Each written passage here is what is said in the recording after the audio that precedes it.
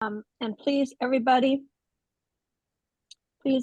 put yourself on mute. Even if you're sitting by yourself in your house, please put yourself on mute. The phone could ring, your cat could meow, someone could break into your house. Please put yourself on mute so our guests are not distracted and they can do their presentations. We are recording, as we usually do, the meeting today. We're going to go over our agenda. So Rick Lent will go through the agenda and we'll have some announcements after that.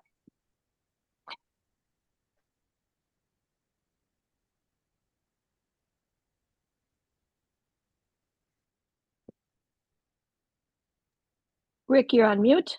I know. I had to find all my buttons. Good morning, everybody.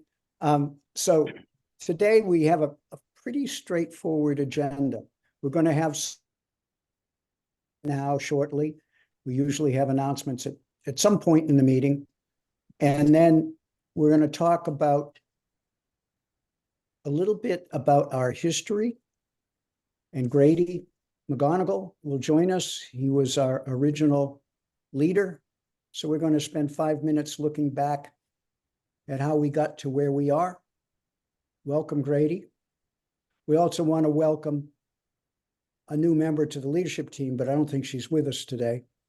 I don't know. Are we going to introduce Lana or not? Maybe we'll wait until she's with us. Yes, we are. And then we're going to do sort of a pickup on last week's meeting and the presentation that Paul Dreyfus did. Last month's meeting. Last month's meeting. I said last week's. Sorry, last month's meeting. So we didn't have enough time in that meeting to, have a conversation among ourselves. So we're going to do breakout groups for a few minutes to sort of go over where we are, how to support ESD's efforts, how we're going to get active in the election that we're already in. And then Elizabeth Mahoney joins us around 1 o'clock. She's the DOER commissioner. And we're looking forward to a very informative discussion with her. So that's our agenda. Back to you, Tina. Thank you, Rick.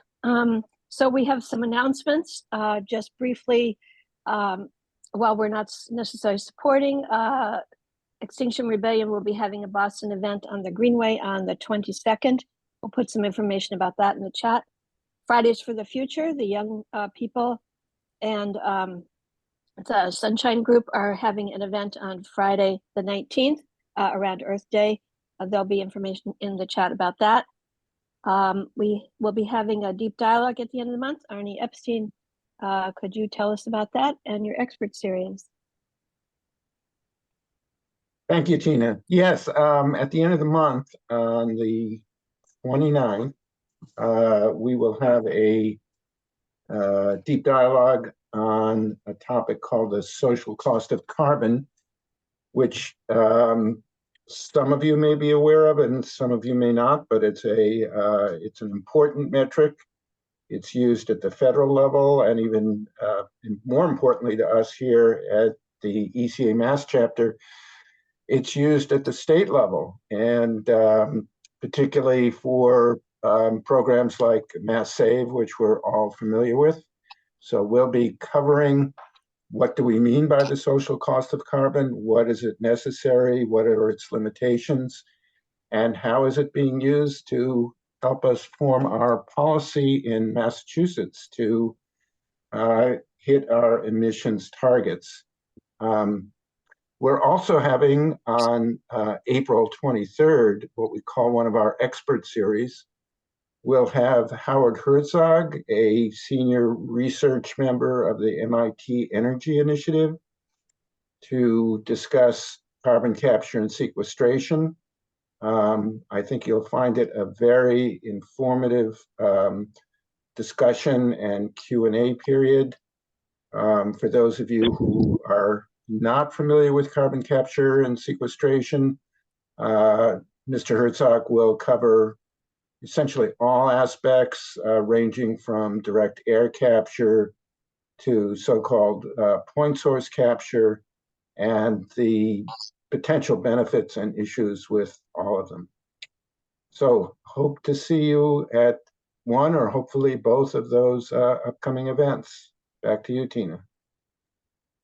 Thank you. And just to emphasize, the expert series will be shared information on the Google group, and you have to register for that event. Okay, we also have an announcement from Sarah Freeman. I just put the information in the chat. It is an event, a webinar called Why Trees Matter for Green Development. The Zoom link is there in the chat. And please join that event if you can. Any other announcements from our members? Anybody else have an announcement? Anything going on Earth Day at the local level or something you'd like to share? Going once. Okay. Please put yourselves on mute. If I can remind you again, please put yourselves on mute, especially even if you are in your own house by yourself. Our last announcement is about our leadership team. We have a new member of the leadership team, Lana Zamaro. Many of you probably know. She is joining us on the leadership team after having spent many years working with us on the legislative team on legislative advocacy. She is also spent the last 15 more years working with the League of Women Voters on legislative advocacy for climate here in the state.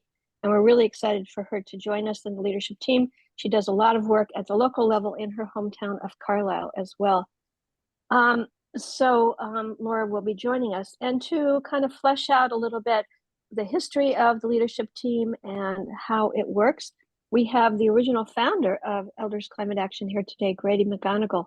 So Grady, thank you for joining us and sharing your wisdom and historical knowledge with us today for a few minutes.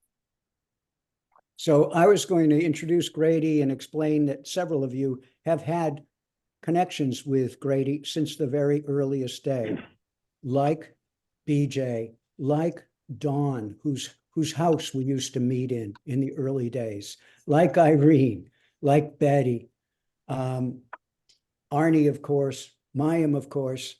And, you know, it's really been a journey, and the journey continues. Grady started, I think, emailing me and others maybe in 2015, maybe in 2014.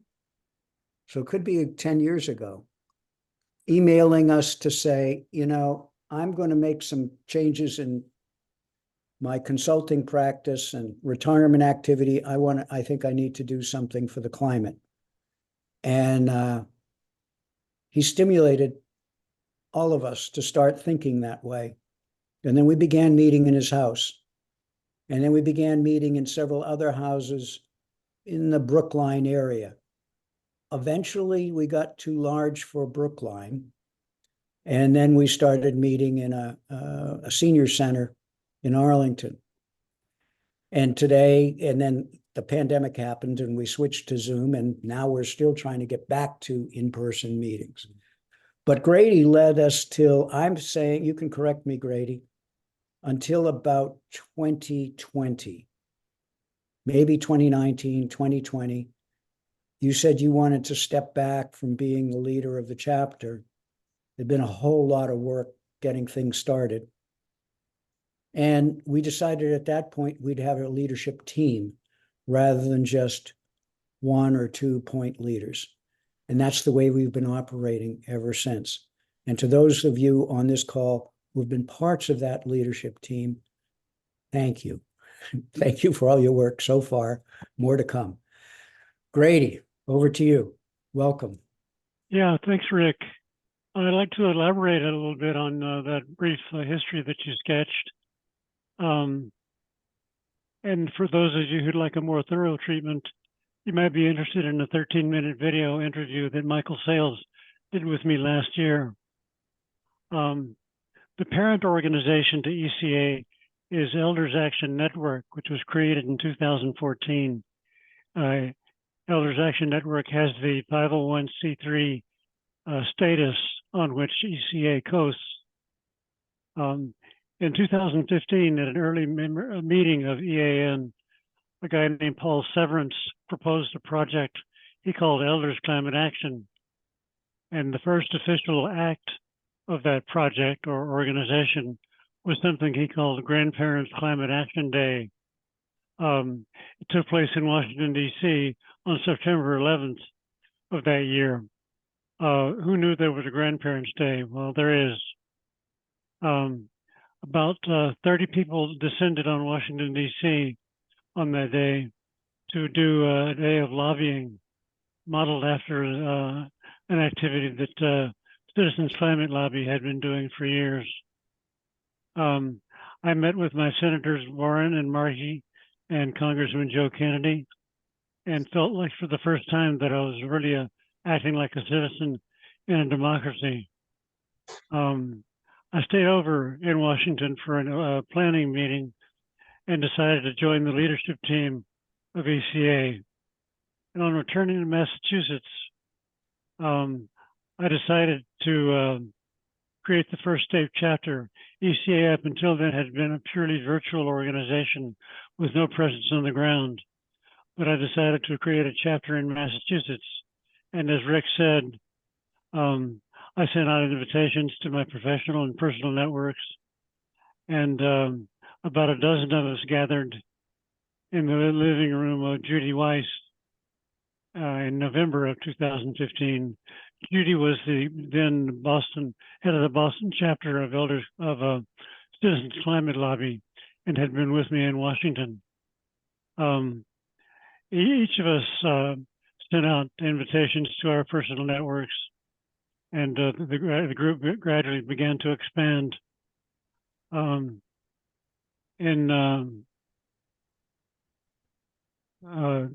Michael Sales was at the first meeting, as was Rick Lent, and Paul Dreyfus has gone on to work with Elders for Sound Democracy, along with John Sorensen, the founder of EAN. Different members of the group contributed their various talents. Michael Sales created a Facebook page. Arnie Epstein, who had been recruited by Rick, created a website. Rick facilitated our early meetings. Mayim Baron was recruited at an early presentation. We had started making presentations to elder groups to inspire them and to try to recruit members to ECA. And Mayim attended a presentation I gave in Brookline. Mm-hmm. We made an early decision to focus on influencing the legislature as the most powerful point of leverage.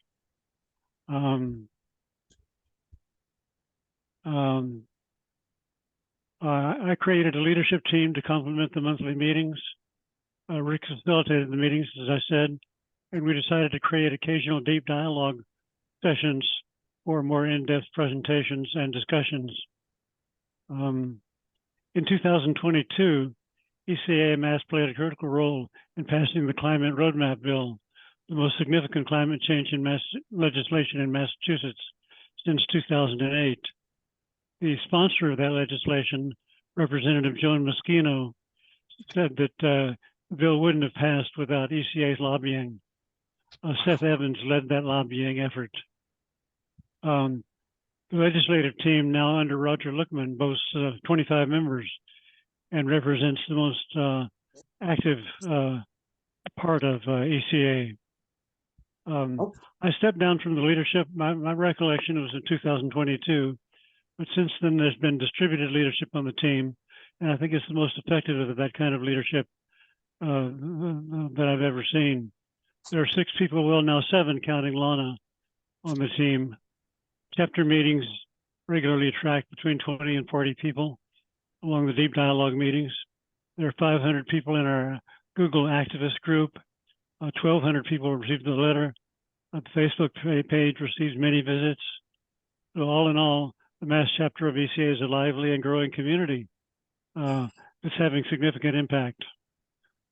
Thank you.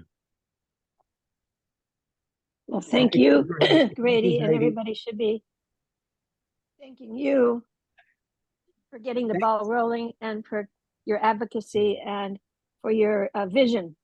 It takes vision and to be a good leader, and you definitely have been one and continue to be in many of our hearts and minds. Thank you, Grady. Too, I want to add one other thing. I don't think I mentioned when in my introduction, one of the earliest members was Alan Fierce. And one of the things that Alan did was introduce us to the State House. Because at that point, speaking for myself, but I think speaking for many, we didn't know where to go in the State House if we were lobbying legislators. And he sort of took us by the hand and introduced us to the Senate side and the House side and what happens here and how to be effective when you're calling on your representative or your senator. And it was a wonderful set of lessons. So thank you, Grady. Thank you, Alan. A final announcement here is that the DPU, Department of Public Utilities, is hosting what they're calling road shows over the next several months. I just put information in the chat on where you can get information about those road shows. They're going to be virtual and in person. And so you can pay attention to those dates and times when they're coming up. We'll talk about that more today with following up on our meeting last month with Stacy Rubin, and today with the commissioner from DOER, Elizabeth Mahoney is how she pronounced her name, Mahoney. Okay, I'm going to turn the mic over to Roger Luckman. We're going to take a deep dive as a follow-up to our voter activity, and we're going to be doing some breakouts as well. Roger. All right, thank you, Tina. And Grady, thanks for that great piece of history and reminder of where we came from. One minor correction, Tina is co-chair with me of the legislative team. So we would not be what we are today without Tina, I can tell you that. But thanks for giving us a shout out. So I'm going to share a screen here to just remind you very briefly what we talked about a month ago. And you remember we had Paul Dreyfus here, who Grady mentioned was actually one of the founding members of our chapter, and now has gone on to provide leadership at the national level of Elders for Sound Democracy. And I'm just going to turn this into presentation mode.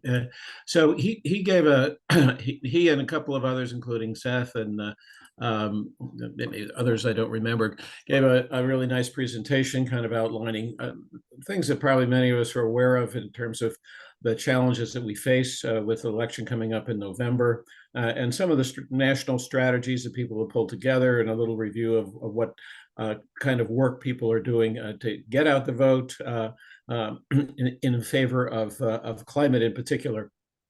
So you may have seen in the last newsletter that there was some further information from Paul kind of summarizing the key activities that he was hoping to get people involved in. I want to just summarize them here so we're aware of these as we go into our breakout groups to talk about what role we individually and what role we play as a chapter in confronting the challenge of the election that's coming up.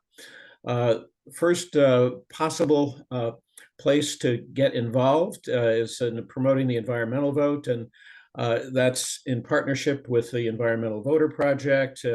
And I think many folks are really familiar with that, but they do really very evidence-based, science-based work to turn out voters who care about the environment, and as a result, most likely are going to be voting in the direction that we would like them to vote.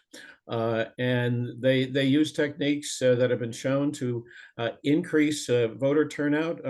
And one of the points that Paul made at our last at the last meeting was that a lot of these swing states may depend on 10,000 votes. So even a very marginal, tiny increase in turnout can throw a whole election. So there's work to be done there, phone banking and postcarding. ESD has a really interesting project, Promote the Youth Vote. They're working with the Civic Center around that. This probably has implications both in swing states for the upcoming election and for the future in general, and getting young people involved in voting. I'm probably aware that increasingly they're voting in the direction that we would like them to in terms of climate issues. And so they're doing some work to try to make, along with this Civic Center, try to make voter registration something that is part of every American high school experience. I guess we have fewer civics classes now than we used to, and I don't remember signing up for voting. Oh, I couldn't vote when I was in high school, but now seniors are able to vote, and they want to get people involved in that. So they've got some programs that they need volunteers for. You can see the activities that they're looking for help with. At reaching out to school staff and students, and sending letters to parents, and actually potentially helping to conduct some local voter registration drives along with students and school faculty and staff.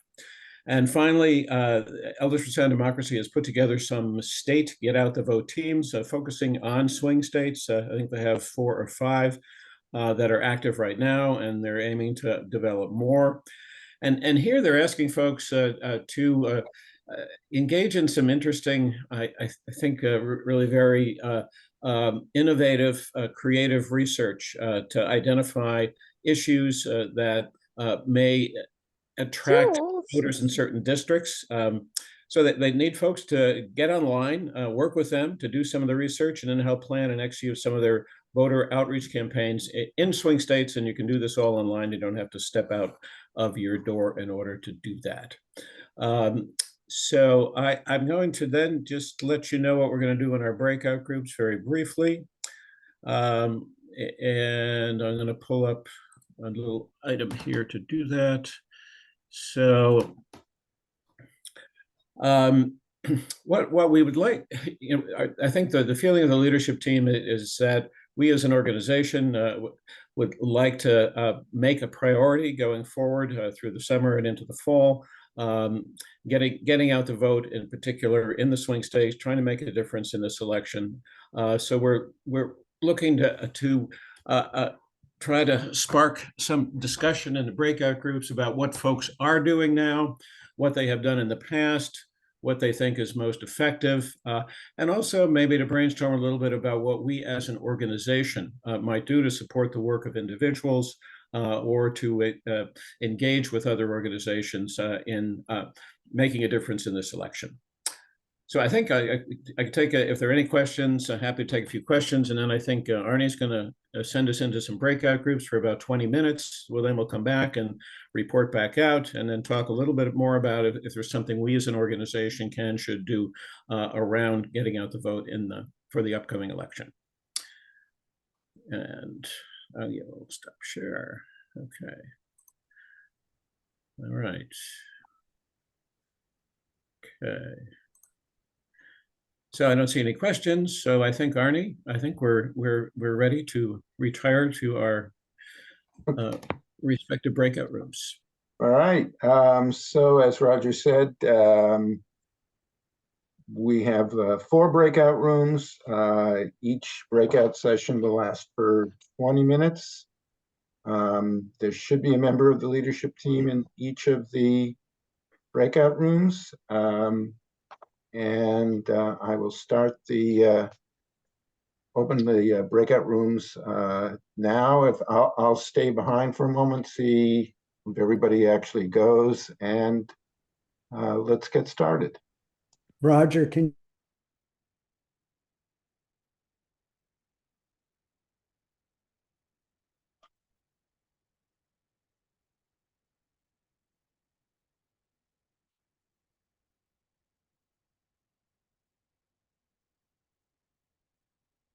I don't know where to go to get Okay, Don, into a yeah, breakout group. Don, I see that you're unassigned. Let me assign you to one of the breakout rooms right now. Okay. Let's see. Assign you to breakout room 3. And let's see. Wait a minute. Maybe that didn't work. You try, I think I just assigned Phil there. I'm Yeah. gonna assign you to breakout room 2. Let's see if this works.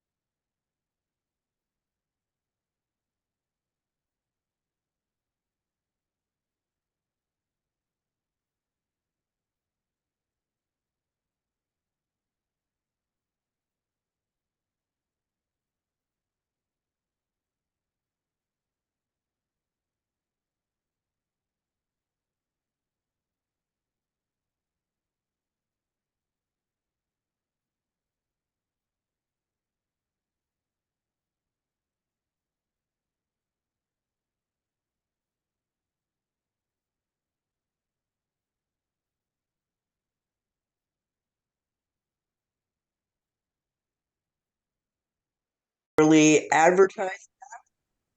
We don't want people to misuse that, which is what happened in this case. But if somebody has something, I mean, it would be nice if you like checked with me or Arnie or somebody, but actually you could. Great. I will do that. I'll check with you and Arnie. Okay, thank you. Yeah, good. Thank you. Arnie, I'm going to have to leave, so I'll Okay, leave yeah. here. Yeah, I just was trying to figure out how to get the host to join the breakout room, and I think I finally figured it out. So, hello, folks, and thank you, Maya. It sounds like you were winding up a discussion about what was that, Maya? Oh, Phil was asking if we did start another discussion group for the Google group list. Right, And I told him how we asked Mike to do that. Maybe some people join that. So right. we're back to our usual smooth running, I think. Okay. Okay, I better go with this dog in the background. Hi. All right. Well, I think Roger introduced us to the, brief discussion we're going to have on how we can participate in the upcoming election. And so I just to go around the group we have here, I guess one of the primary questions and first questions, what are you currently thinking about doing to contribute to the effort to get a climate positive outcome from the elections coming up this fall? Does anybody have anything to contribute to that? I'll go first here. I'm Steve Winter, primarily with 350, but interested in Elders Climate Action. I'm participating in postcard parties with the Environmental Voter Project, and I hope to go on a canvassing trip to Pennsylvania organized by the Swing Blue Coalition, but those plans haven't been finalized yet, I guess. So that's what I'm doing on voter stuff. Great. Thank you, And then, Steve. Arnie, can I jump in?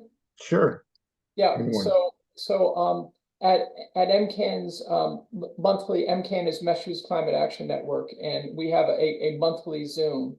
And the topic of the April Zoom was Environmental Voter Project. And so we had Shannon as the keynote with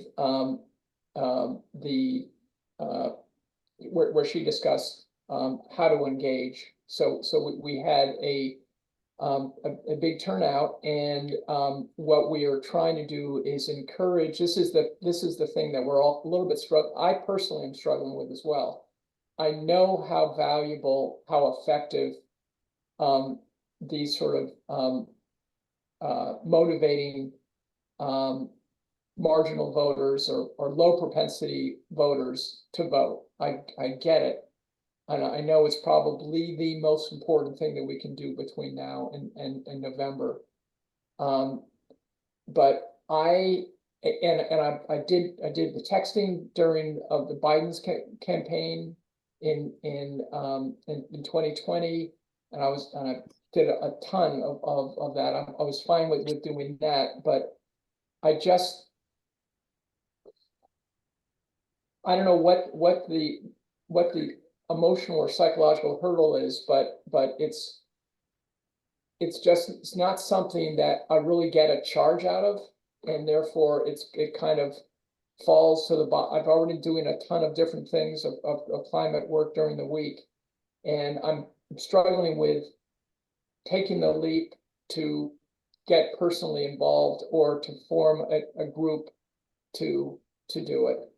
That is either, I guess my inclination is writing postcards. So I guess the impression I got from Shannon is that texting is no longer allowed. And therefore it's, and Steve, correct me if I'm wrong, but that, or maybe texting is allowed, but that's already oversubscribed. And so they're encouraging people to either make telephone calls or write postcards. Well, all I can tell you is that I'm sure you're aware the Environmental Voter Project has done some studies, apparently carefully constructed scientific studies, and found that actually phone banking is still, in spite of all the difficulties and the changes in people's habits, is still the best way to reach voters and influence them. Postcarding and in-person canvassing, is much less effective, they say. But personally, I can't stand phone banking, but I enjoy canvassing, and I'll do postcarding. So even though they say it's not as effective, and I'm not sure I totally believe their research, but that's just my personal bias. Now, I don't know about texting.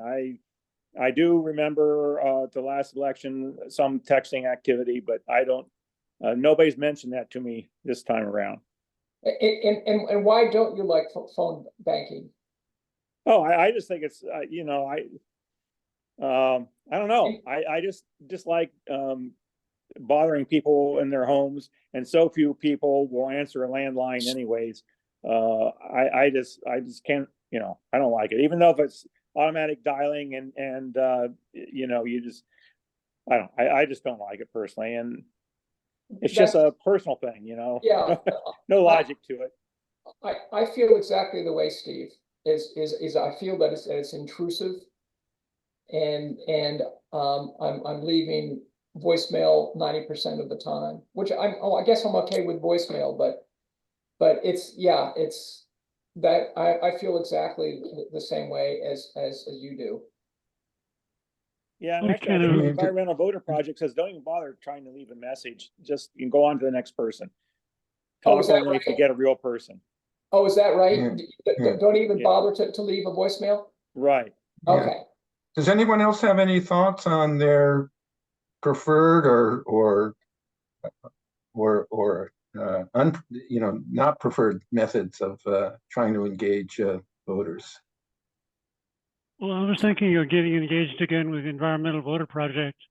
Like Steve and Phil, I've done phone banking, and I share their lack of enthusiasm for it. But it is something that is, if we believe the research, it is something that's effective. I do tend to leave voicemails when I don't get a person on the other end of the line, but I'm thinking of doing that again.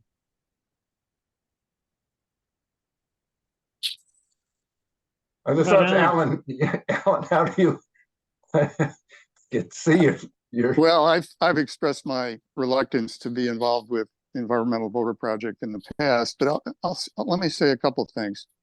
I'm in agreement with Phil and Steve about phone calls. I mean, I hate to get them myself so much that I think I would feel like a hypocrite if I were part of the whole machine that was generating those phone calls. So over the past decades, and I think it's probably the last 5 presidential elections, I've been out door knocking, mostly in New Hampshire and in Maine. And I really enjoy that. I don't think I'll be doing it this year. I'm sitting here with my ice machine on my recently, my knee that was just replaced. But with respect to texting, I pretty much feel similarly. But I'm having a more fundamental problem with the whole notion of just reaching out to strangers. There was some recent research that was highlighted on MSNBC recently as they interviewed Stacey Abrams. You guys all know Stacey. You know, she's the queen of voter registration and has just did a marvelous job down in Georgia over the years. And she was aware of this recent research as well, which is showing that the country has become so polarized right now that the typical effort to just get a person registered without pushing which way to vote is not having the productive result that we've seen in the past. That people are as likely or maybe even more likely now to vote Republican if you drag somebody who hasn't been voting in the past out to vote. And Stacey went on in her interview on MSNBC to explain it really needs to be a 3-step process. Yes, you do need to get the person registered to vote, but there needs to be almost immediate and valuable follow-up, which she calls engagement. You need to talk to the person about issues. And this is what the Environmental Voter Project doesn't really do. And so I don't know whether that recent research about voter registration, how that meshes up with, just doing what the EVP does. But it gives me pause that we may not this year actually be increasing votes for Democrats. So that's my more fundamental concern about this. If I could just, my understanding, and I definitely could be wrong, is that particularly the Environmental Voter Project selects residents who have some background in environmental issues, environmental advocacy, but are either not registered or have not voted recently. So it's not a random, selection of non-voters. It's a targeted selection of people who haven't voted recently, with I guess some indication, and it seems kind of self-evident to me, but maybe it shouldn't be, that if you were a concerned environmentalist, that you would be likely to vote, more for one party than another, and it would be the party that we would prefer. Is that other people's understanding about how EVP works? Yeah, I think I agree with that, Arnie. On the other hand, I do think this issue about follow-up engagement on the issues is important. I mean, there is a fairly wide spectrum of so-called quote-unquote environmental issues. And some of them don't necessarily lead to voting Democratic. I think that environmental voter project uses only registered voters. If I'm not mistaken. But voters who do not vote in every election, they pick environmentally conscious voters who are registered and who who do not vote in every election. So the Yeah. idea is to get them to vote, and Well, I the assumption basically is that they'll understand vote that. the right way. But I could be wrong. Yeah, my sense, here's my 2 cents on it, is that these voters who are registered and may have environmental interests are sort of the low knowledge voters. They're really not up to speed on a lot of issues. And those voters this year, the low knowledge voters, tend to align with the Trump campaign. So I just think it's a little bit dangerous. It's certainly, it's uncertain how it's all going to play out this year. I'm surprised to hear you say that, Alan.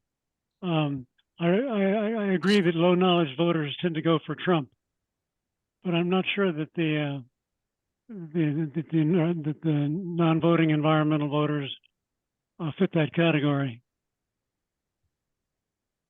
Well, how could you be a strong environmental voter in 2020 and not have voted? Good point. So this sounds like a question for Shannon, Alan, and I would be more than happy to reach out to her. Well, you can. I've always just tried to lay low. I mean, all of the environmental voter project people, you know, Paul and others are so well motivated and into this. I really don't want to become a disruptive factor here. Yeah. Well, just for my own edification, and I could also reach out to Nathaniel. I'm sure they must have encountered this question before, or for that matter, reach out to Stacy's organization and get her comment on this. Phil, if you're going to talk to the environmental voter project people, could you ask them exactly how they pick their list? I've tried to find it out before and have not been successful, and I just don't quite understand where they get the names, how they do it. Do they get it off of you know, membership list of Sierra Club, et cetera, or how do they do it? I wish I knew. What little I know about it is that it's quite sophisticated and it uses AI. Well, yes, but that's just that doesn't mean anything. I'd like to know exactly how they do it, where the lists come from.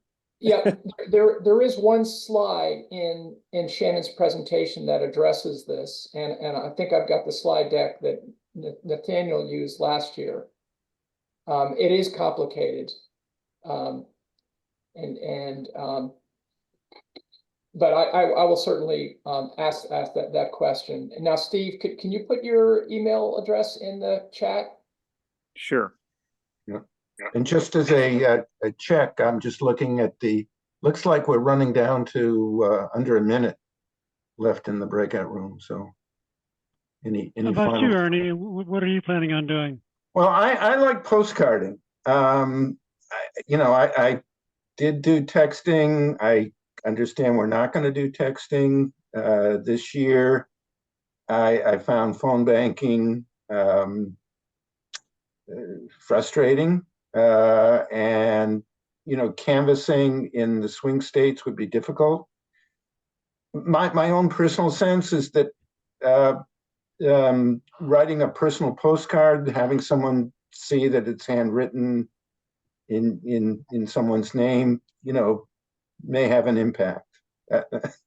That's just a purely personal perspective on this. Yeah, it's less intrusive than a phone call. I wanted to quick throw in one thing that I am doing.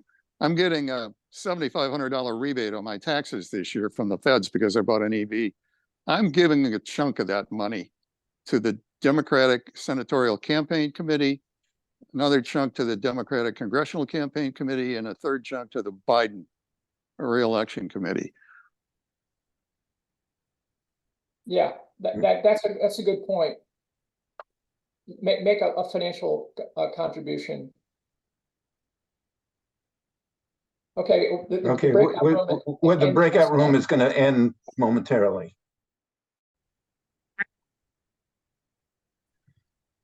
All right. I think we're all back here. This is good. So what I suggested, maybe just a brief report out, maybe from the facilitators about the groups in 2 minutes, and then any brainstorming about what ECA Mass might do as an organization to support what everybody here is already doing, maybe, or to reach out or to expand some of this work. We had a very lively discussion. Folks were engaged and have been engaged and planning to be engaged in a wide variety of get out the vote activities, postcarding, maybe one of the favorite ones. But we had a little talk about, phone banking and door knocking. We had one of our group members was enthusiastic about actually canvassing more so than phone banking, and I've done that in New Hampshire and actually had a reasonably good time with that. And then making donations to organizations, especially those that are supporting groups that have shown evidence that they can make a difference, that are on the ground. And the Movement Voter Project is one that does this. Focus for Democracy is one that I've worked with. So making donations that hopefully are going to be as effective as possible to make a difference in the vote in places that are focused on swing states. So that was our group. Other facilitators want to weigh in real quick? Sure. We had a pretty lively, nice talk as well. I think we focused on 4 specific important issues. Obviously, the existential crisis in the fall with the election and the focus on the election in the fall. And that for us as at ECA, our legislative activity will have kind of wind down because it's the end of the second year of legislative activity. So by the fall, we should really be focusing on that pretty exclusively here at ECA. The importance of getting out the 18-year-old vote and the culture, creating a culture of civic action, even among people under the age of 18. The importance of reaching out to women and women reaching out to women around abortion rights and the importance of that in the upcoming election. And here in Massachusetts, the lack of transparency in the Massachusetts State House, how our legislators are voting on our legislative agendas, and if there's anything to be done about that in terms of the election in the fall. Okay, great. Rick? So we didn't have your 4 questions in front of us, or 3 questions in front of us. So we had a good conversation. We think we were talking about what you wanted us to talk about. So Irene, Perry, and Glenn were there. So that's covering sort of a range of communities in the state. And we got into things like work at the town meeting level and work in the community newspaper area, and the fact that Irene's been involved in supporting the recreation of a newspaper in her community and how important that is. So we talked a little bit about that. Perry shared some of the work that's going on right now relative to the various town meeting articles. I won't go into those, but there's some critical town meeting articles coming up in Brookline. And that seems relevant for us all. But the key thing was Glenn shared an idea that I think we all really embraced, which was ECA could create a short, like 4-slide presentation on why it's important to have political leaders that believe in climate change and believe that climate change is real. A 5 minutes presentation, 4 slides for outreach and to promote conversations about people needing to vote for the climate. Don't have to say which party or anything like that. And we are pretty excited and interested in who might want to join us in doing this. And if it goes forward, I'd love to see it go to ECA National, where it could be taken to other states where the climate conversations are tougher Mhm. than they are in Massachusetts. Uh, great. So that's our report. Yeah, that's cool. Yeah, I would think maybe checking in with Paul and Elders for Sound Democracy. That could be a project of them that could be really interesting. Great idea. Right, right. Arnie, were you leading a group? Yeah, I eventually figured out how to join my group. Good work, Arnie. Yeah, so we focused primarily at the federal level, and I don't think we said it explicitly, but it was really talking about how to make an influence in the swing states, and discuss, different ways of having residents in those states participate in the election, the various means of doing it. I guess my sense was that, both texting and phone banking were sort of lower on the list. Postcarding was higher on the list, particularly, from an individual where it's recognized by the recipient. Canvassing was high on the list too, although, obviously that's not always possible if you're a resident of Massachusetts and need to go to a swing state. Another issue that came up in the discussion was, how effective are these mechanisms? We were particularly talking about the residents that were selected for being contacted by EVP. Are those folks who, as if they are motivated to vote by whatever means we use to contact them, will they in fact vote in the direction that we hope they will? There was some disagreement about whether that would be the case or not. Mm-hmm. So one of the things we took on as an action was to get more information from the EVP folks as to how they select who it is we would contact and why it is they believe that if they do in fact vote in the upcoming election, they'll vote in the direction that we hope they will. Yeah, great question. We need to know that. The EVP process and strategy, I think they've shown, does effectively get people out to vote, but they're using records and data that don't say obviously how those people actually voted, and in this upcoming election, it's pretty important. So I'm hearing actually, great, that there's a little research going to be going on to follow up on this, and maybe this little kind of slideshow, a connection with ESD around that. And I think, Tina, I think you're right. I mean, I think the legislative team, there's always plenty to do in preparation for the next session, but it's a bit of a downtime after July 31st. The legislature goes out of session, and then we're just kind of working behind the scenes for quite some time. And we potentially, as a legislative team, might turn our attention to this and have some discussion about what we might do.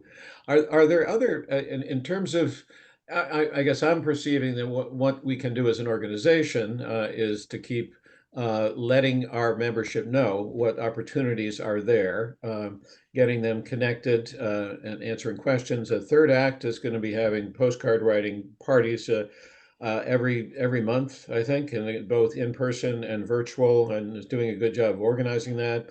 We are in touch with Third Act folks, meet with them pretty regularly, and I think we'll intend to at least promote those. It would be great to have somebody who is interested in connecting with Elders for Sound Democracy, keeping us in touch with them and passing information back and forth. So if anybody has any interest in possibly exploring a role in that, drop your name in the chat. That would be great. Just to keep the information flowing and getting people hopefully motivated and with a sense of direction to do something that we think is going to be effective. So other thoughts or comments, Tina? Yeah, as far as identifying voter information, that is attainable at the local level. When you work for a candidate, you can find out voter data. So at the local level, if you do that, or if, if we organize people with, the Democratic committees to start canvassing in the fall, they have that kind of information as well. So it's not organized by environmental voting, just Democrat or Republican or independent voting. Right. We do have people, you can know who's registered as a Democrat or Republican. I think the actual vote is still a secret ballot, but your party membership is public information, and one assumes one usually votes with the party. So that can be useful. So I see, Roger, it's 1 o'clock, and I do see that our guest, Elizabeth Mahoney, is here. So maybe we should thank everybody for participating in that beginning conversation around the election. Yeah, thanks everybody. We'll follow up with you and welcome our guest. Tina, go for it. Yeah. So thanks everybody for sticking with us and joining us at 1 o'clock now at Elders Climate Action Mass April meeting. And we have our guest. We're so excited today. So for Elizabeth Mahoney to be here today, welcome, Elizabeth. So glad you could join us today. Elizabeth most recently, as everybody knows, hopefully from our publicity, is now the commissioner at the Department of Energy Resources, DOER. Previously, she worked for our Attorney General, Maura Healey, when she was in the AG office, and Andrea Joy Campbell when she took the position as Assistant Attorney General and Senior Policy Advisor for Energy. Elizabeth served in the Energy and Telecommunication Division. She focused on utility clean energy procurements, solar program development, which is really important to us, clean energy rate design, consumer protections, and legislative engagement, which is also really important to us. Before joining the Attorney General's office, Elizabeth was acting general counsel for the Department of Energy Resources and committee counsel to Benjamin Downing, Senate chair of the Joint Committee on TUE at that time. So thank you so much, Elizabeth, for joining us today. And you have the floor as you wanted for about 20 minutes, and then we'll open it up for questions. Great. Well, thanks so much, Tina, for inviting me, and to all of you for including me in your program and hearing from me today and about the work that DOER is doing. It's wonderful to join you. Tina probably shared with you that we spent some good quality time together back in February between a couple of meetings. And I'm glad that this can be one of the outcomes of those meetings and her engagement there, and probably many of you engaging in those processes as well. So wonderful to talk to you. I've got prepared remarks that I'll get through. I'll keep an eye on the clock so that I can make sure that we have time for all of you to be able to ask questions.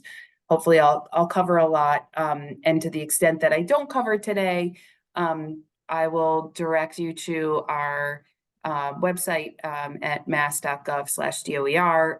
We held a meeting back at the end of February. We called it a town hall meeting, where we covered a lot of this in more detail, going through each of the divisions at DOER and the work that we're doing coming up in 2024. So that was recorded and is available for you, but I'll share some details here on some of those things, and then I am anticipating a robust conversation when I wrap up.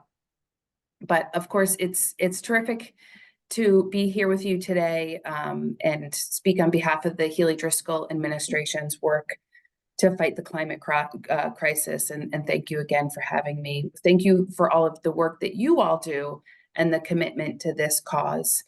I'm very pleased and proud to work for Governor Healey, who rightly views the climate crisis as our greatest threat, but also our greatest opportunity. And that threat and the opportunities it presents, at least that we're trying to turn it into those opportunities, that's what's driving the work at DOER.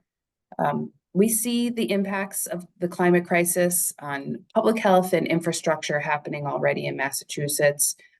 Those of you in Western Massachusetts on the coast really have been at the forefront of those impacts as well. We see environmental justice communities are already bearing the brunt of climate impacts and pollution. And as I noted, we do recognize that these challenges present us with opportunity. We of course need to move quickly to phase out fossil fuels. It's our chance to grow our economy. It's our chance to create good paying jobs and build healthier communities. It's also, we think, the way that Massachusetts can actually reduce energy costs for its residents and businesses over the long term. The clean energy transition is not going to happen overnight. We all know this. No one thinks it's going to be easy, but we can't afford to wait. So that's really what DOER staff is dedicated to addressing. We've got ambitious climate goals, including achieving and advancing a net zero emissions policy and requirement by 2050. At DOER, particularly in this year, our priority is on implementation. We want to be actually doing things, not studying them, not forming another commission. We want to be out there actually getting the work done and creating opportunities for folks to participate in this climate revolution. DOER is charged with developing policies and programs that will help foster the clean energy transition and with creating a future where residents, businesses, and communities have a clean, affordable, equitable, and resilient energy supply. A key part of our strategy is rapidly shifting to a clean energy portfolio over the next 30 years.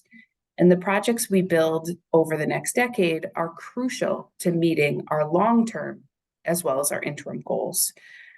I think you all asked us to address our top priorities in the coming years. We do have ambitious goals for 2024, both in terms of what the legislature has already asked us to do, what we want to do, and what opportunities the federal government is creating for us. So we are all about implementing policy and regulations. We're trying to move as much funding out the door as possible. We're trying to get as much funding as possible too from the federal government. We do play a role in collecting and sharing data that's and information, and we're trying to do a better job of that this year. And indeed, we're trying to improve our communications with stakeholders. We're staffing up in that area, and we believe that part of our role is to actually engage in these kind of discussions and host our own webinars to share that information. We, of course, have to work with our utilities. They are a partner in all of this, and DOER thinks it's our role to really push them in a number of ways to make sure that they are holding up their end of the bargain. We also, of course, work with our state agency partners. We have a robust Leading by Example program that helps our sister agencies decarbonize their efforts as well, their buildings, their vehicles, and we've been leading in that area for a couple of decades now. And lastly, of course, we are developing strategic policy. We're working with the climate chief, the Energy and Environmental Affairs Secretariat, the governor's office to all pull this together so that we can be successful. DOER's divisions, of course, are working on a couple of key projects for the year. One of them is probably something that many of you have been probably involved in at the local level, and that's with stretch codes. Our energy efficiency division touches on all things related to the building decarbonization, but we are one of those areas is with energy codes and ensuring that new construction and retrofits are 2050 compliant. And we have, I think, over 1 million buildings to touch in the coming decades. It's going to take a lot of work and a lot of money, but we think it starts with the planning in these codes. Last year, the updated residential stretch code took effect in nearly 300 communities across Massachusetts. Since then, we've seen 33 of those communities adopt the specialized stretch code. This opt-in code is an ambitious higher tier code that includes a net zero building definition. We were really excited to see those communities adopt the specialized code. And we know that we're just hitting town meeting season. We're looking forward to more communities adopting this code, and we've heard from many of them. If you do live in a community that has not yet adopted the specialized code, you know, this is certainly an area where your advocacy can help provide support. We did see 2 communities, unfortunately, last year pull back from just the stretch code and went to the base code. So we've seen some pushback. As much as we've seen success, we know we're trying to hold on tight to what we've done so far. And quite frankly, we've got 291 communities that have been designated green communities. We're about to announce 4 more. That's 90% of the state's population living in a green community. Of course, that program helps communities access additional grant dollars and planning and so much more. And it does require adoption of the stretch code. So our regional coordinators continue to work with communities to help them understand the stretch code and potentially adopt the specialized stretch code. And again, I'll note that one of my colleagues, Paul Ormond, who's one of our engineers, or our only engineer right now, who's worked on codes and really knows so much about buildings. It's impressive to talk to him. He's speaking this week at a conference in Austria about our specialized stretch code. And what's so impressive about the message that he's carrying at this international conference is that we would not be here in terms of the green communities, stretch code, and the specialized stretch code without the type of advocacy I think that all of you engage in. We know that it took a groundswell of advocacy and work over the years to get to where we are, where we are seeing 13,000 passive house units apply for Mass Save and for MEPA review. I mean, we have come so far in codes world and convincing architects, developers, and the like. And that's because of the work that advocates like this group have engaged in over the years. And we're so grateful for that. And, you know, the timing of this discussion today is great because Paul is carrying that message about how community advocacy can really help transform how we build buildings. And that's been something that we continue to press when we're getting pushback on these codes, which we certainly face. There's a lot of challenges in building right now. It's higher financing costs, supply chain issues, so on and so forth. So sometimes we take the hit as being kind of the last one in the door for changing considerations of building plans. But, you know, we know how important this is. It's important for the building. It's important for the residents and the building owners in terms of affordability and comfort level. So we really feel very strongly about our codes, and we know that it is a really significant tool for everyone to rely on. And we'll continue to work through all those challenges. I'll say, speaking of challenges, of course, is our approach to pressing forward on energy efficiency and decarbonization plans. And that's, for the most part, carries out through our Mass Save plans. We've had a very successful plan open right now, but we're planning, I say plan a lot when it comes to this, but we are negotiating the next 3-year plan for 2025 to 2027. We believe that the current plan has been transformational. It's really it's starting to take the Mass Save program from weatherization and energy efficiency to decarbonization planning. The next 3-year plan is really going to dig much further into that. The current plans have been really successful. Over the first 2 years of this plan, we've installed heat pumps in 46,000 homes. Since 2019, we've hit about 95,000 homes. So if you think about it, in just 2 years, we've touched 46,000 homes. That's, more than half of the 95,000 total we've done. We're starting to see that hockey stick effect when it comes to heat pump installations. That's really important for decarbonization efforts. And that's really been a focus of DOER and the Energy Efficiency Advisory Council as we work on these next 3-year plans. These plans, as I noted, are going to be the first ones developed under some new statutory requirements that exclude spending on certain incentives and programs relating to fossil fuel equipment. And with that, last year in December, the EEAC, the council, issued a set of recommendations to the Mass Save program administrators to help them draft their 3-year plans in a way that the council could be find successful. So we set out recommendations in December, and then that was followed up in March with a letter from the EEA Secretary Tepper. And that letter was issued to the program administrators regarding the GHG savings that they were to achieve in this next 3-year plan, the target budget, and quite frankly, the priorities that the administration has for these 3-year plans. Those priorities really fell in line with the themes of the recommendations from the council back in December. We wanted to see aggressive GHG emissions reductions, energy reductions, and we wanted to see a call for and demonstration of distributed energy justice. This includes expanded heat pump targets, investment in market transformation, and workforce development.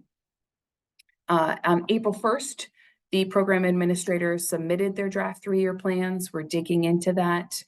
We are holding our next council meeting on April 24th, which of course everybody are welcome to listen into, and you could get a real good breakdown of what's in the draft plan.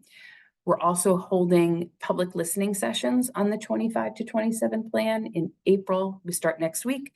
May and June, Tina has information on that. So we encourage all of you to participate and bring your thoughts about what you'd like to see in those plans. Also, in terms of decarbonizing our buildings, of course, there's been a lot of talk about the federal rebate program, home rebate program that was granted through the U.S. Department of Energy's IRA Home Energy Rebate Program called HER and HERE. Home efficiency rebates is HER. Home electrification appliance rebates is HERE. DOER is getting ready to submit our application in HER and HERE, hopefully this month. Massachusetts is getting $146 million. We're very excited to take that money in. It's only about 4% of our current Mass Save budget of about $4 billion. So the good news in Massachusetts is that we already offer rebates, very generous rebates. So nobody needs to wait on HER and HERE. And we encourage folks to go through Mass Save now. But HER and HERE will layer on top of Mass Save.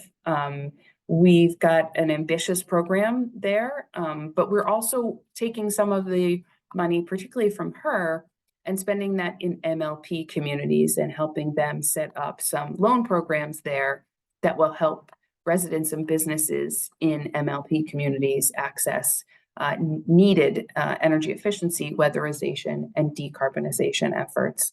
So we did have an public input session in March. We're reviewing all of those comments. The straw proposal from that session is available on our website, and you can dig into the details there. But we're grateful for the public input already, and that's helping guide us in making tweaks and changes to that straw proposal to include in our application this spring. Of course, while we decarbonize our buildings, and we will do it the most efficient way under our codes, and we know that Passive House and really having a very effective building code helps reduce the impact on customers' bills, but also on the grid. But we do have to think about how we're going to power our grid and how homes and businesses are going to feel comfortable electrifying and in a way that's affordable in terms of grid growth. I think probably many of you know that the 22 climate bill directed DOER to establish a grid modernization advisory council, and that council was set up to help the utilities draft electric sector modernization plans, ESMPs. We successfully launched that program, GMAC. The ESMPs were filed earlier this year, and the DPU is reviewing those. Those plans really are looking at building out, I believe, a 21st century distribution grid, that the plans consider flexible distributed generation, creating room of capacity on the system for solar, storage, EVs, and heat pumps. And I think that they should be doing it in a way, again, putting on my old ratepayer advocacy hat, they should be doing it in a way that's practical and cost effective. And that should include non-wires alternatives to shoring up the grid and creating opportunities for all of you and every resident and business to participate in the net zero future. A lot of work needs to be done. A lot of construction is going to be happening for us to make progress in all of these areas. And we think that the ESMPs are a way to start. A lot of work needs to be done there. And we'd like to see some improvements in those plans. I'll note that, of course, our GMAC continues to work and will host meetings on June 13th and September 10th to provide the council and the public with additional opportunity and education on what's been going on in those areas.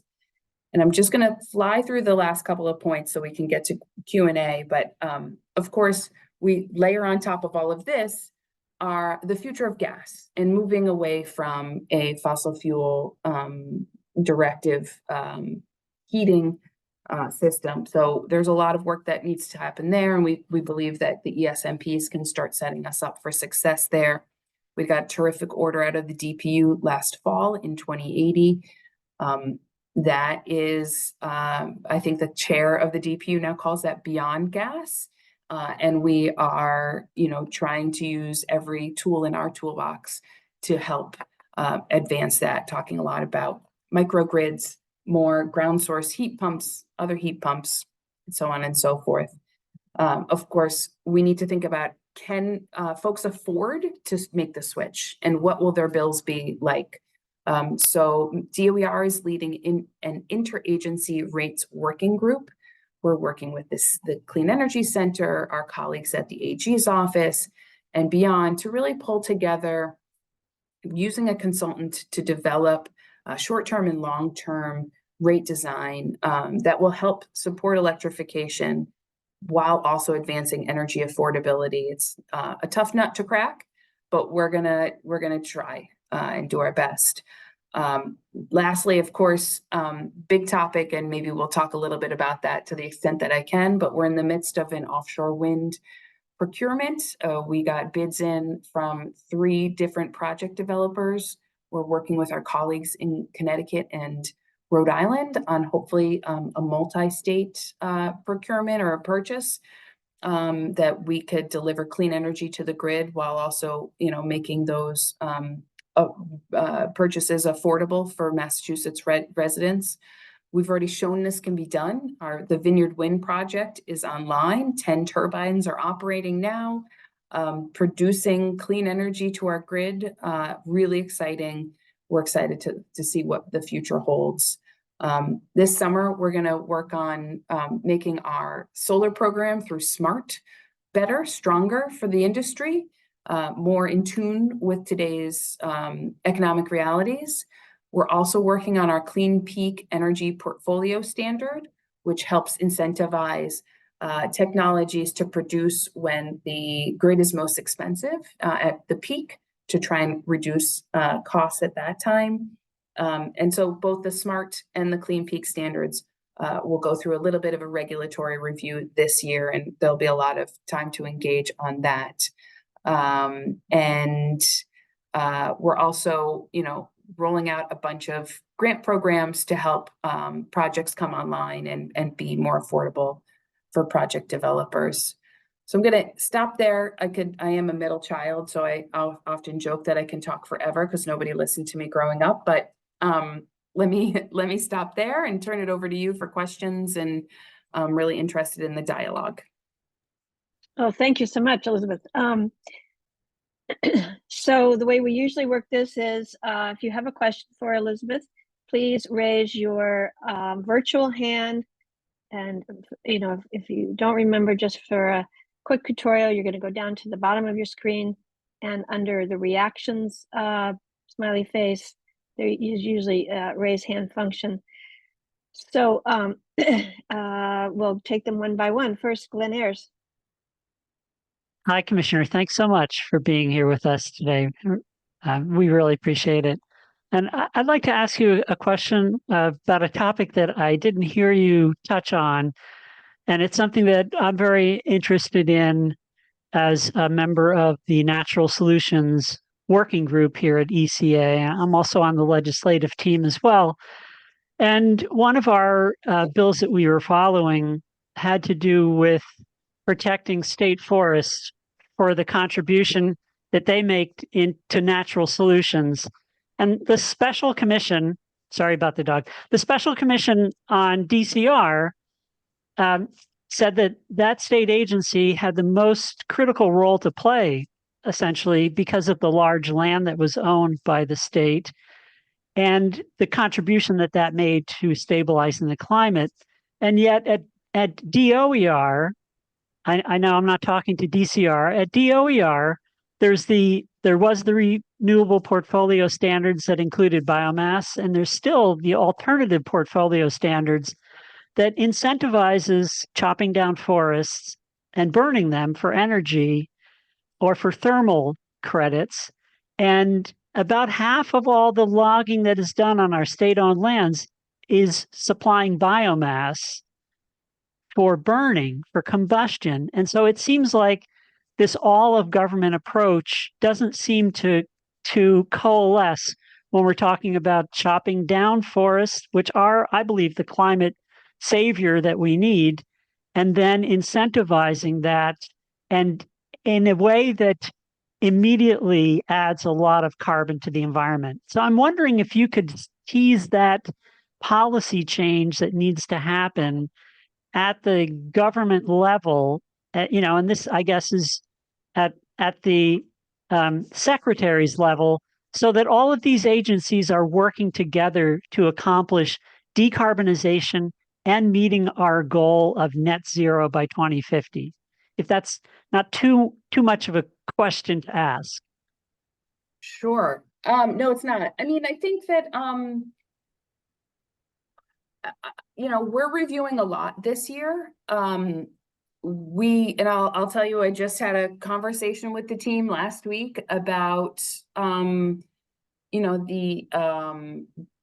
a lot of what you're bringing up in terms of the RPS and the APS, and, what tools are in our toolbox, what is happening at the legislature, and, how we can align those. I think that DOER did its best when it was clear, there was clear legislative directive on biomass to try and rein that in and make sure that we were limiting what feedstocks were actually getting used in the system.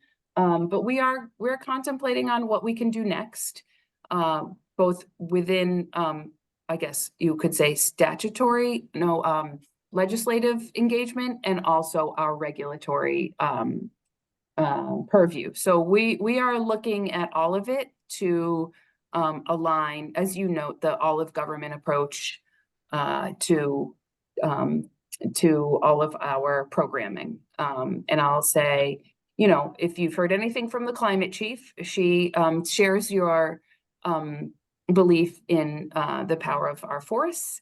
And so I didn't just work with her in this administration, I worked with her at the AG's office as well. So we've had many years of discussions on this, and that is something that we are contemplating and figuring out next steps on. Thank you. And I'll say Melissa Hoffer was the most fantastic champion for those of us who are opposing those subsidies for biomass, and the AG's office as well were the best. I mean, the best. So thank you. Sure. Okay, Rick Johnson. Thank you very much, Commissioner. It was a great presentation.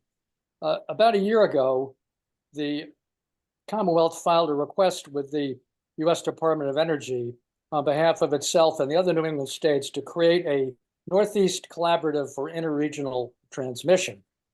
That request has now been joined by Maryland and Delaware. This would be a huge step forward in terms of expanding and modernizing our grid to allow renewables to be transferred within those states and incentivize renewables. Can you tell us where that initiative stands and what we could do to help move it forward? Thanks. Yeah. So we I didn't mention this. I'll just say we are approaching DOE and EPA with every opportunity that we can to bring money into the state. So that's what has driven a lot of our transmission work over the last year or two. We also have a Secretary Tepper, who has a long history with transmission and transmission policy and projects. So when she came on board, she created an office at EEA that is really looking at regional coordination and particularly transmission, and that's the Federal and Regional Energy Affairs Office, FREA, led by my colleague Jason Marshall. He has a lot of history in the region and a lot of knowledge, a lot of work at FERC on transmission issues. We met this morning actually talking about some transmission stuff. So he is leading that engagement with his colleague Wizi Nuara, and then they brought on Ashley Gagnon, who we stole from the AG's office and has great work on, and background on this. So I will say, first of all, we stood up a whole team that's dedicated to this, regional affairs and working on transmission. Two, they have been pretty engaged with NESCO, which is the Northeast States Collaborative on Energy. I might have made that up, but it's all 6 states that work together on regional energy issues. So he's doing a lot of work through that effort to try and advance regional transmission upgrades. We are working on an application to submit hopefully on Friday. It's due next Wednesday, but we get nervous about DOE's online portal. So we always submit early, where we're going to propose a couple of ideas about transmission upgrades to help with renewables connections and support. I would say we're also trying to work through ISO New England to make sure that our tariffs and our rate structure at ISO New England and planning is done in a way that thinks about the future grid and thinks about building capacity for renewables. So that is an extension of what you mentioned in terms of our proposal to DOE. We had applied for some things in the transmission space that we didn't get, and it hasn't stopped us. In fact, we brought on some consultants and have been working more than ever with our colleagues around the region and, up and down the coast to try and upgrade our transmission system. I'll just note, we need to build out the transmission grid and the distribution grid in Massachusetts, in New England, and as it relates to the regional energy areas outside of us, New York, Quebec, so on and so forth. We need to think about how do we build a transmission grid for offshore wind in a way that's both on land and in the waters. And so we're doing this all in the most collaborative space that I think we've ever had. I've sort of been in this space for over 10 years now, and I've worked through a couple of administrations, and I haven't ever seen the kind of engagement before that we're seeing now. Talking with my colleagues in New Jersey and New York and Connecticut to make sure that we're doing this. So, we're doing a lot of it. I think when it comes to, I think there's probably going to be some filings this year at FERC that it would be great to have some support from groups like yours to help us support what we're trying to propose. And we can share that information once it's filed at FERC. I think the other piece is we know that that we're going to have to do a lot of transmission upgrades that requires construction in a lot of neighborhoods, a lot of communities. So I think in continued engagement to talk about why it's necessary and why it's important is really where we can call on you all to support us the most. I don't know if any of you are from the Cape. You've probably seen there's a lot of discussions going on down the Cape about transmission. I would say a lot of information that is inaccurate is being spread around. You know, in order to have a net zero future, we have to build things, and everybody's got to participate. So I think talking to your neighbors, talking to your friends, people you go to church with, people you used to work with, about the importance of these projects and the safety of these projects is really very, very critical. You know, we have Vineyard Wind up and running because a transmission line was built and, you know, brought into the Cape and done in a very safe way, a very successful way that did not disturb the economy and or the, you know, the natural beauty of the coastline there. We're gonna have to do that again in a couple more places. And I think that we've done it well already and it's very safe. So we just need to keep pointing to that. And we're trying to pull together resources to help and give toolkits to everyone to be able to use that. But I think that's the biggest support we could use is, you know, talking about why this is important and why it's safe. Thank you. That's great, Elizabeth. And if you have any language around that, or you have a fact sheet or something like that that you could send to us that we can incorporate into our publicity, et cetera, and meetings, that would be really good. I'll stay in touch with you about that. Phil Thayer from Concord. Yes. Hi, Elizabeth. Thank you very, very much for attending. I have a question about the DOER straw proposal that you mentioned earlier.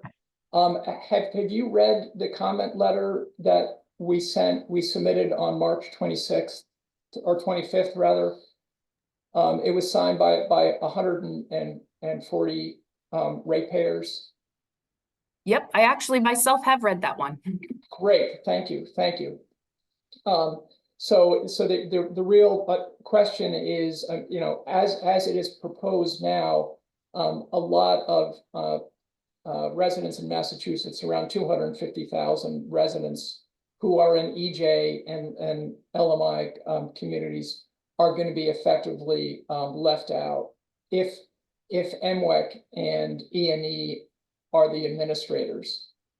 And so the question is we recommended either the Mass CEC or EFI be the administrators.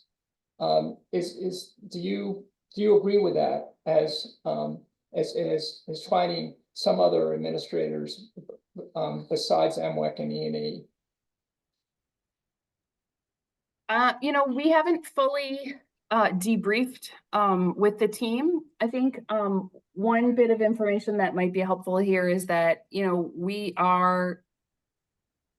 we're trying to launch a program that can hit the streets as soon as possible. And, you know, there is some benefit to using MWEC and E&E to do that because we are already engaged with them. We had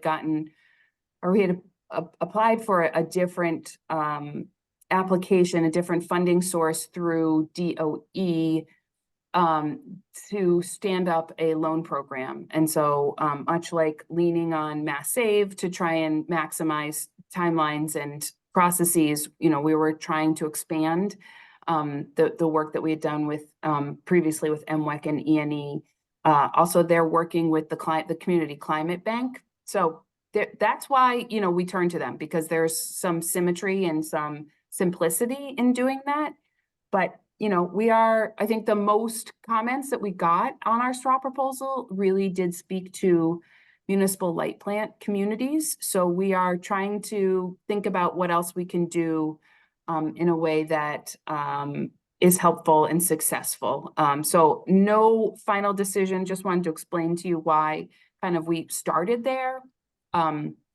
I will share that they are very anxious to roll out a program and deliver results in their communities, which, you know, before I had these jobs that you heard, I was in the legislature, so I know how, and you're in Concord, so you know, this is a community, these are communities that are very vocal.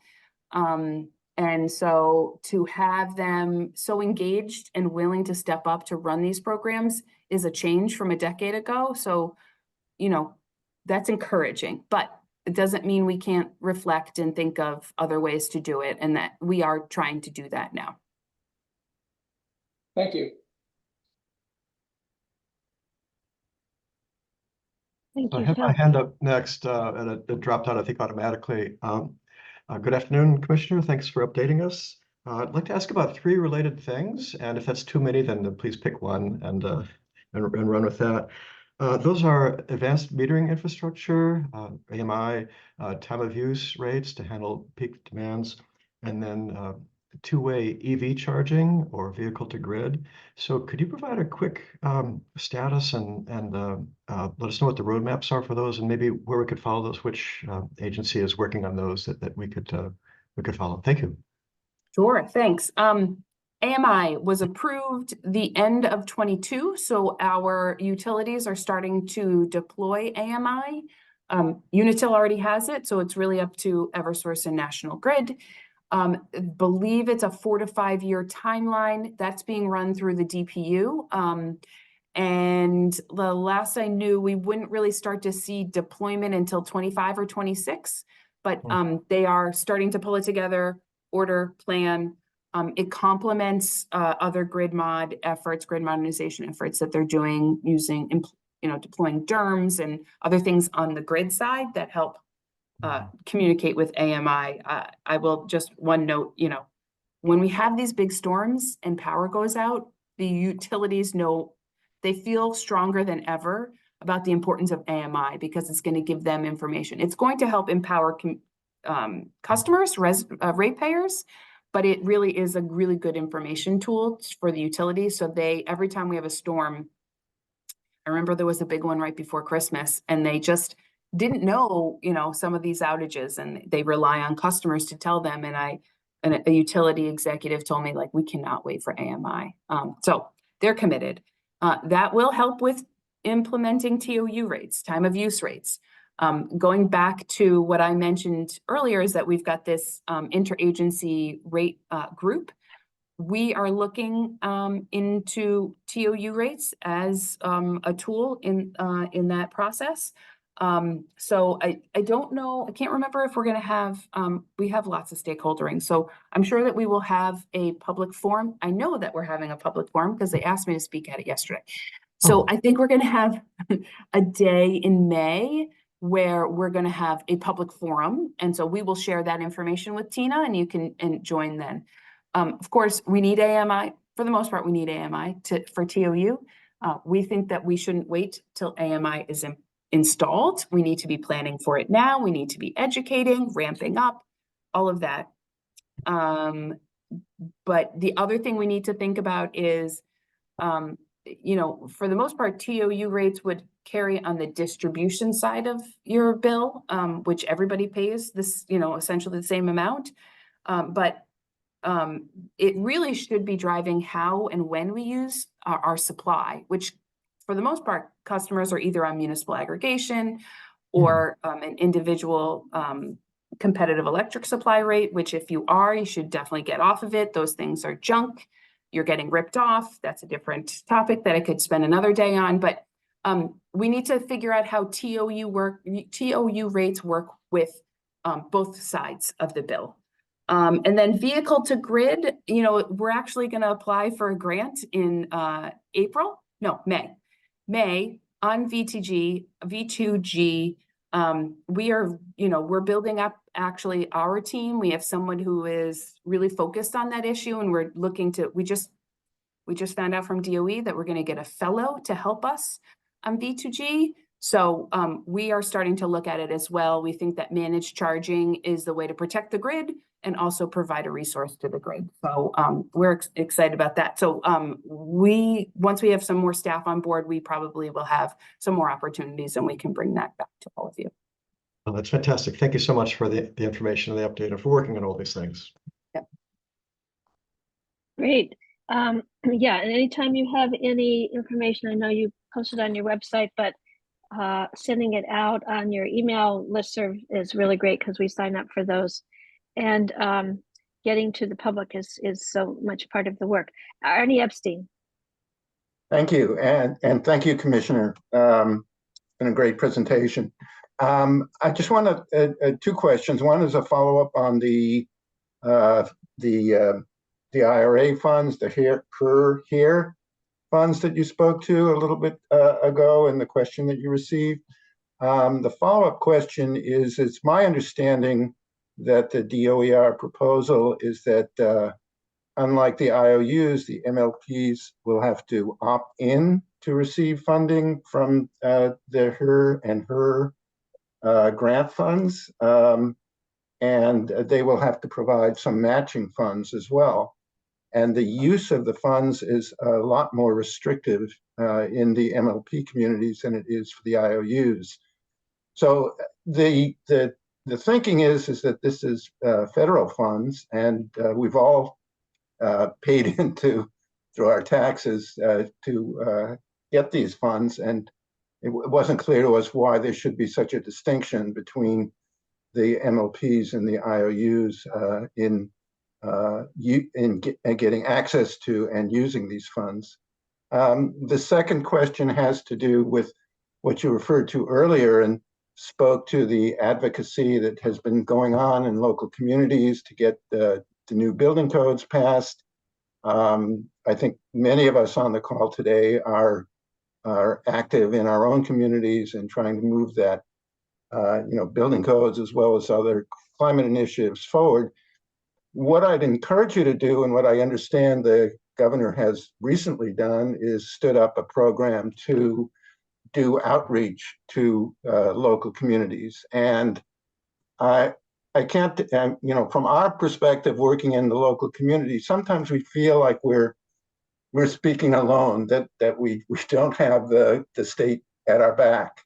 And if there was, a state representative who could participate in local community discussions, many communities have their own, volunteer or town committees that, could provide a forum for that type of engagement. I think that would be just terrific. So thank you. Yeah, so I'll speak on that. Obviously we have a very robust Green Communities division with 4 regional coordinators that are out in the communities and talking to folks all the time. We also have some folks on our colleagues at EEA on the MVP team that's helping with resiliency. There's 6 of them out in the communities. We are taking advantage of some of the federal funds that are coming in to provide additional technical assistance to communities and offering more grants for that. So we're pushing that forward. I'm trying to get my notes on the latest on the program. I'm not finding it. So yeah, we get that. So we're trying to put additional resources out there. We're also expanding our Green Communities program into what's called climate leaders communities, where we're going to have additional funds, a new pot of funds to help communities do more of that outreach. I also, always share that I was a communications major in college before I ruined my brain at law school. And, I feel like part of DOER's responsibility is to do a lot of that education and outreach. We've been trying to do it through Green Communities. We're actually bringing on some additional help to help build out our website, which sometimes can be a nightmare, to make that more accessible, and develop programming for us to carry out webinars to help lift up advocacy organizations and the efforts that you all are doing on the ground, really education, 101s. So that's a dream of mine that is going to take us a while, but we are starting to lay the groundwork for that. So I hear you on all of that. Just on your first question, you know, I think it goes back to the MLP question of the ability for us to actually roll out a program. And, you know, we are listening to everybody's input on how changes can be implemented on Her and Here, but we also are trying to create a program that actually is successful quickly, which sometimes can be a challenge. So we will continue to review the comments and incorporate some changes into our final product. Thank you very much. And just a final comment on the outreach. You know, our regional Green Communities coordinator is terrific, and we work with her very closely. You know, but it's almost exclusively on municipal projects, as you know, and what we're really looking for is something that will get, you know, the community as a whole engaged, you know, through, you know, more than the type of engagement that we get typically through our regional Green Communities coordinator. Yep. Yeah. Climate Leaders program that's trying to get to that point. Yep. Thank you. Thank you. I will reiterate what Arnie is saying. Working in my town, even if you are a Green Communities town, it doesn't necessarily mean that there's communication coming from the municipal side to the resident side. So from the state point of view, for us as residents who pay our taxes, it would be much nicer if we could have some state engagement, you know, through the state, not necessarily through the Green Communities, or if through the Green Communities to residents, because it's not necessarily the job of a municipal official who's working at the community level on Green Communities to engage with residents. And some do because they're really good, some don't. And then the residents are left to, on their own in the community, to either advocate or work on projects that have not been taken up at the community level by municipal officials. So I think that's really important. We have about 10 minutes left. I see Marcia Hart is next and has her hand raised. Hi, thank you very much for coming to our meeting. And I'm sure the next 3-year plan is going to be better for Mass Save, and the numbers of people that have gotten heat pumps is really very impressive. I'm specifically interested in lower income residents, and I'm curious what the expectation right now is for Mass Save in terms of providing heat pumps and non-gas appliances to lower income clients. Yeah, so that's that was a major focus of the EEAC's recommendations, the Secretary's climate letter on March 1st, the draft plan that we received last week of the $2.5 or $3 billion. I don't know what the final number is for residential programs. $1 billion is dedicated to low and moderate income customers. I think that's going to be a big discussion among the equity working group that we have established at the EEAC. They met earlier this week for a first discussion there. And then as part of our presentation on the 24th, we're really going to dig into that. You know, there was a good ramp up, I would say, in 2023 of serving low income customers. There were some slight tweaks to the program that opened up new opportunities for home performance contractors to serve low income customers more directly and faster. So we saw a ramp up. This coming 3-year plan, we want to expand on that. We want to make sure that we are serving renters in a way that we have failed to do in the past. So there's some new programs and policy decisions for renters. And there's just an overall real focus on low and moderate income customers and customers. I'm wondering what the opportunities for low and moderate income people are now before that plan comes out. Yeah, so the tweaks that we made, you know, there are right now, obviously, if you're a low income customer, you get 100% coverage. You don't have to contribute. And the delivery model was that you would go through a CAP agency to do that. We changed that last year so that you go through the CAP agency, or you can work directly with an identified and approved home performance contractor. So the delivery model is easier.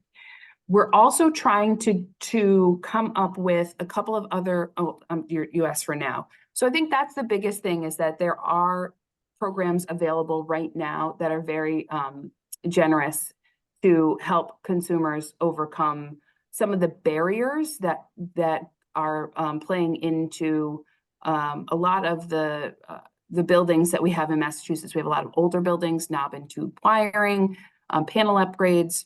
So there are funds available right now for low-income customers to address those barriers and get to the weatherization and energy efficiency efforts. We're also going to tie HER and HERE funding to help fill in some of those gaps and continue on that way. So it's but what we need to do, and this is so moving away from your direct question, is we need to help provide more concierge-like services to customers so that they, those who are very busy at work and, taking care of kids, don't have time to project manage. So we're looking to develop more services to help customers kind of walk through this without having to do it all themselves. We're working on a program out of the Merrimack Valley that's going to start probably in June. That will help test out some of that theory. And of course, Mass CEC is also running some programs. So we're trying to pair the monies available and the programs available with Mass Save with some of those other tools. So there are heat pumps available for low-income residents now. Yes. And thank you for reminding that was the start of your original questions. Yes, heat pumps are available. They are available either if you're an oil customer or a gas customer or an electric customer. The place where we have to be very careful and really think through this is the affordability question. Our electric rates are not low in Massachusetts, so we want to make sure that we are putting forth a package that a customer will not be further harmed economically after they have the heat pump. That gets into a little bit of rate design.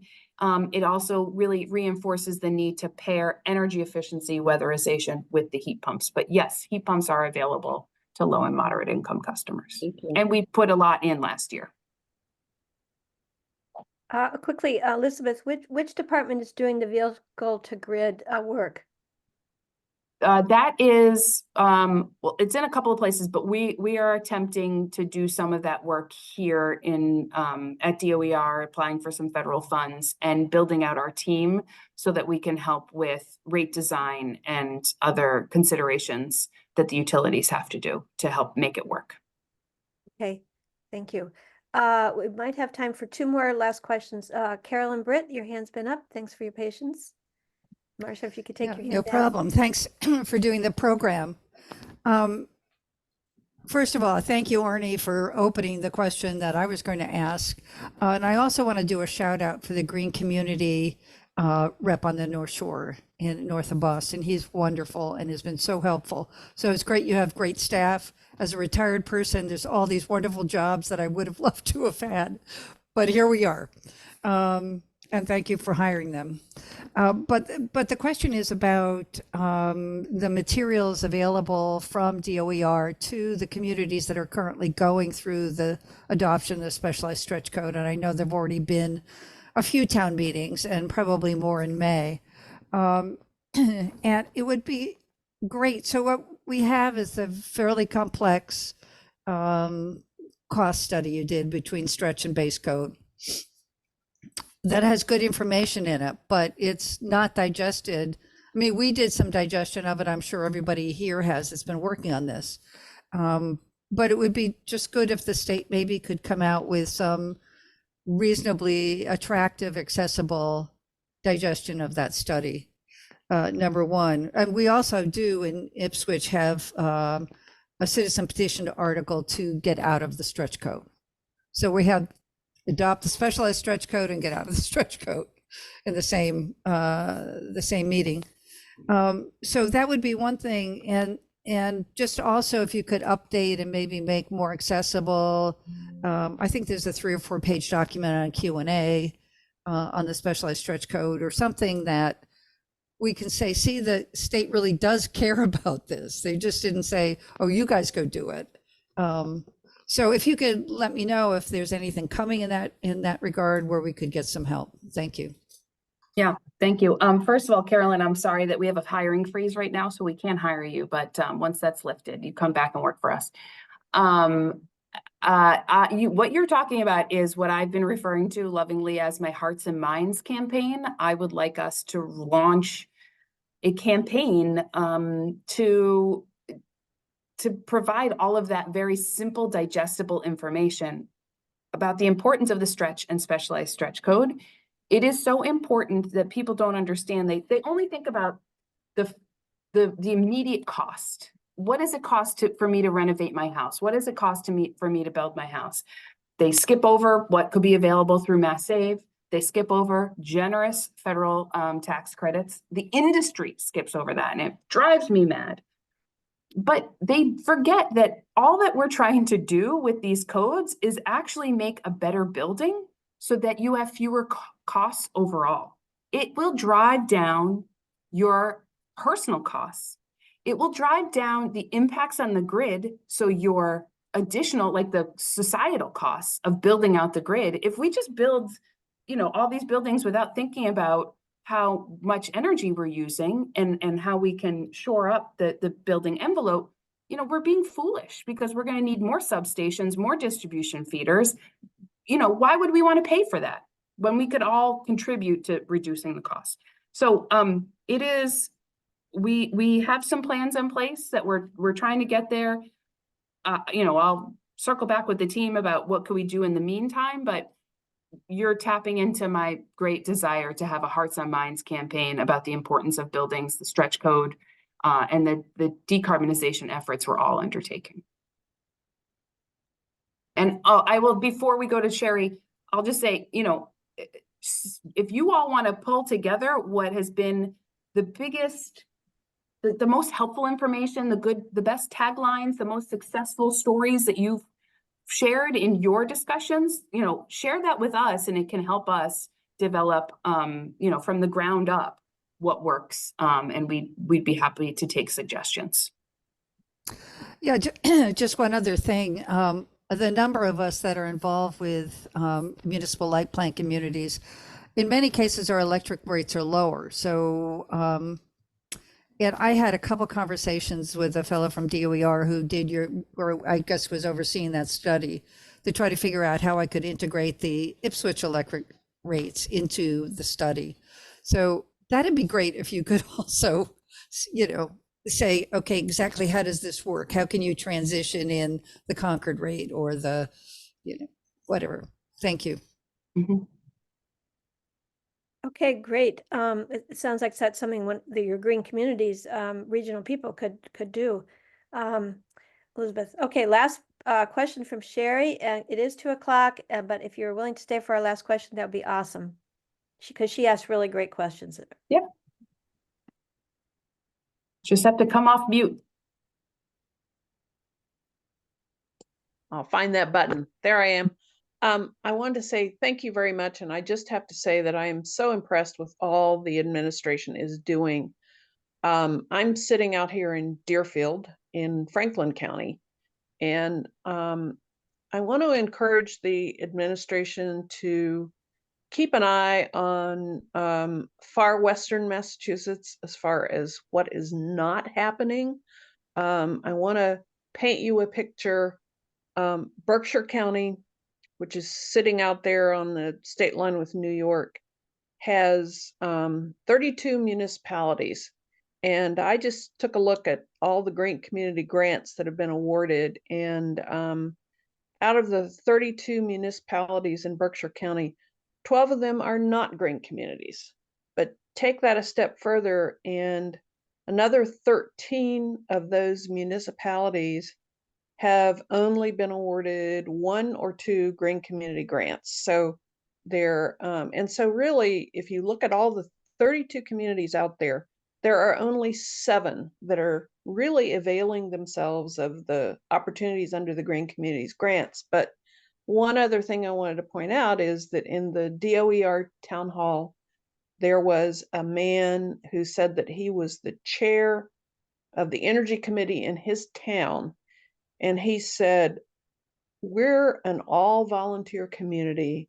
And he said the most exhausting part of all of this work is convincing our select board that what we are recommending is the right way to go.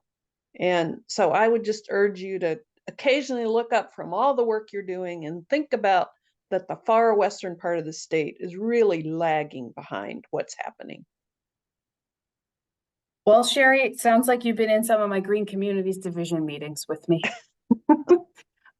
So first of all, I worked for the senator from the Berkshires for 6 years. So the 413 is, forefront on my mind, particularly those communities in the Berkshires. I know the challenges they face. I know that many of those town halls are only open a couple of days a month. So we are trying to develop more opportunities for technical assistance so that we can help do the work of the communities out there. We are using federal funds to do that. We've got some opportunities under the EECBG fund, which energy efficiency I don't remember, honestly. There's too many. Sorry for an acronym soup. EECBG funds will be available soon, maybe the end of this month, to help with technical support. It's just another opportunity. So yeah, the secretary also, we just had a meeting at 11 this morning where we were talking about federal funding, and she said, well, let's do what else is happening with technical support for communities. So that is a priority for us in rolling that out. Specifically with the Western 4 counties, our wonderful regional coordinator, Chris Mason, who's embedded in the community, has done so much. We've really issued some challenges to him to get more of these communities to apply for funds, because it's not like they're applying and we're not picking them. They're not applying. So that means, how do we help them apply? What services do we need to do to lift them up and bring more funds to them to help them? So that is one of the many priorities that we are trying to work through this year. Thank you. That's great. And Green Communities coordinator should look to other people, again, not just municipal people, those volunteers that Sherry was just mentioning, people who would be glad to work in their community and who are retired like ourselves, like Carolyn, who have skills and expertise that we can bring to some of that work. So thank you so much, Elizabeth. This has been great. I hope you've gotten something out of it, as we all have, and really looking forward to continue our connection. I put in the chat the DOER planning sessions to hear for the 3-year plans. That link is right there. Any last words, Elizabeth? No, just thank you so much. It's great to engage with all of you. We know how dedicated you are to a lot of the work that we're doing, or in support of the work we're doing.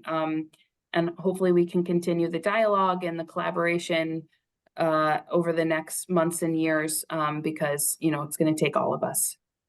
So thank you very much for having me. Absolutely. And let's do it again. Thank you, everybody, for keeping yourselves on mute. This has been our best meeting yet. Fantastic.